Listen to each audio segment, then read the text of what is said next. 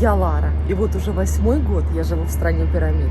Я стараюсь показывать вам яркие, интересные, необычные места, а также колоритные, атмосферные, элитные и очень-очень бюджетные. Я часто делаю обзор 4- и 5-звездочных отелей Хургады, Каира. Иногда делаю обзоры лакшери-отелей, а сегодня я вам предлагаю посмотреть, очень бюджетный вариант, в котором мы поселились на 3 ночи, включая из них новогоднюю. И я вас приглашаю с собой провести Новый год на островке под названием Elephant Island в Асуане. Дорога из Хургады в Асуан была не близкой, заняла она около 9 часов. Мы добирались автобусом, поездом, городским транспортом, а также плыли на речном такси, чтобы попасть на остров Элефантин и заселиться в хостел Рома Хаус. Наверное, хорошо, что мы приехали вечером и ничего не видно, потому что пока ничего не понятно. В общем, рейтинг у хостела очень неплохой, 9,1, поэтому, надеюсь, нас не обманули. Но первые впечатления, признаюсь честно, были так себе. Мы не из пугливых, поэтому только вперед за радушной и вежливой хозяйкой нашего дома. Итак, первые впечатления о нашем жилище. Честно скажу, что с балконом у нас не сложилось, но зато у нас вот на ту сторону выходит балконная дверь, зато на эту сторону у нас выходит сразу дверь на веранду, мы на верхнем этаже, и давайте посмотрим, что же у нас тут с верандой. Вот там точно красиво уже, я вижу. Если закрыть глаза на некоторые особенности египетской жизни, то открывается потрясающий вид на Нил и сверкающий Асуан.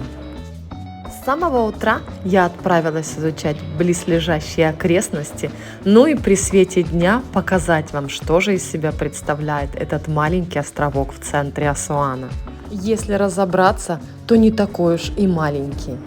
Здесь живут египтяне. Часть домов оборудованы под хостелы. Также на острове находятся руины храма бога Хнума. Но в наших планах были совсем иные достопримечательности. И скажу честно, 3 дней на изучение города Асуан и окрестностей совершенно недостаточно. А вот и наш Рома Хаус. Остановиться мы решили на самом, так скажем, популярном пятачке Асуана. Да, я примерно знала, что это такое, потому что мы смотрели фотографии, мы отбирали варианты побюджетнее, и поинтереснее, с хорошим рейтингом. В общем, из всех вариантов, какие были возможны, мы выбрали, наверное, самый бюджетный, но при этом с высоким рейтингом. Называется он Рома Хаус, и я вас приглашаю зайти внутрь, посмотреть, что же это такое и как мы здесь провели свой Новый год. Нас встретил вот такой типично нубийский, аутентичный внутренний дворик. Честно говоря, даже при моем большом опыте различных уровней отелей, хостелов, гестхаусов, я немножечко была в шоке. Ой, тут собака лезет в калитку. Я немножечко была в шоке, хотя и знала, видела фотографии, читала отзывы. В общем, сейчас вы поймете, о чем я. Здесь колорит, атмосфера, и вот это вот истинно такое нубийское, египетское, просто зашкаливает. Натуральные козьи шкуры на входе, плетеные коврики ручной работы и стены, расписанные в традиционном нубийском стиле. Уверена, всем интересно, сколько же стоит номер в таком хостеле, сколько мы заплатили за 1 ночь проживания. Непременно все скажу в самом конце этого полного обзора, так что обязательно досмотрите до конца, поставьте мне лайк за такое атмосферное место. И не забудьте подписаться на мой канал. У меня еще будет много интересного.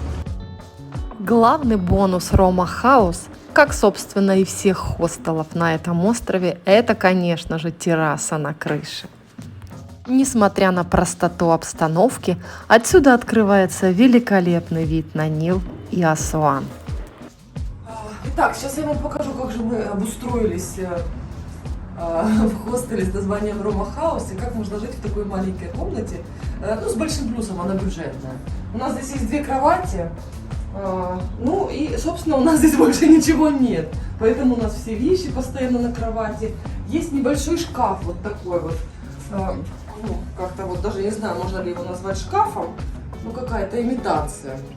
Никаких полочек, тумбочек нет, к сожалению, ничего, что, естественно, вообще жутко неудобно. Поэтому все разложено на кровати.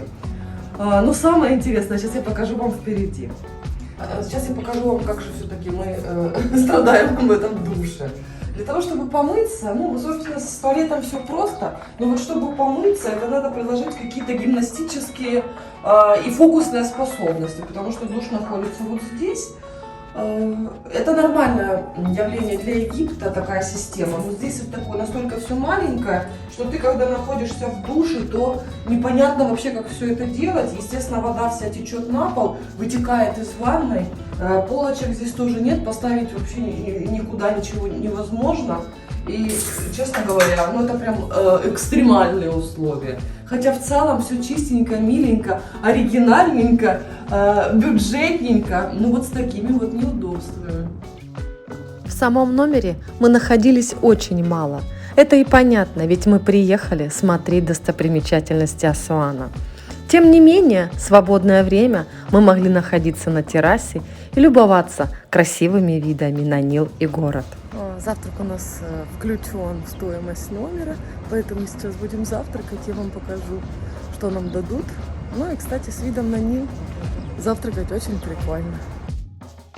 Вареное яйцо, сыр, йогурт, джем и хлеб. Более чем скромно, но очень важно, что этот завтрак у нас был включен. Во всех близлежащих хостелах он шел за отдельную плату. Также чай и кофе были в неограниченном количестве и в любое время. Новогодний ужин мы организовали самостоятельно, и, пожалуй, это был самый атмосферный мой Новый год. Наше пребывание в замечательном хостеле Рома Хаус подошло к концу. Да, наверное, ко всему привыкаешь. И за несколько дней я к отельчику тоже привыкла. Сложно мне рекомендовать такой отель, потому что это уже очень специфическое место. Конечно, понравится далеко не всем. Но я очень надеюсь, что мой обзор на этот отель будет вам полезен. Все до невозможности просто, но колорит, непередаваемая атмосфера и гостеприимство местных жителей сделали свое дело. Мы покидали Рома Хаус и Элефантин с теплотой в сердце.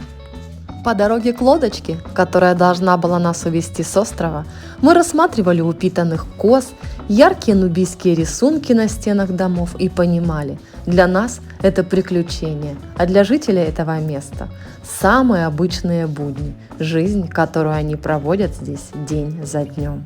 Для меня такой опыт бесценный. Это дороже любых достопримечательностей – увидеть, как живут люди в других странах и городах. Еще раз напоминаю, живем мы на острове. Чтобы попасть в нормальный город, нам нужно воспользоваться услугами водного такси. В общем, атмосферненько.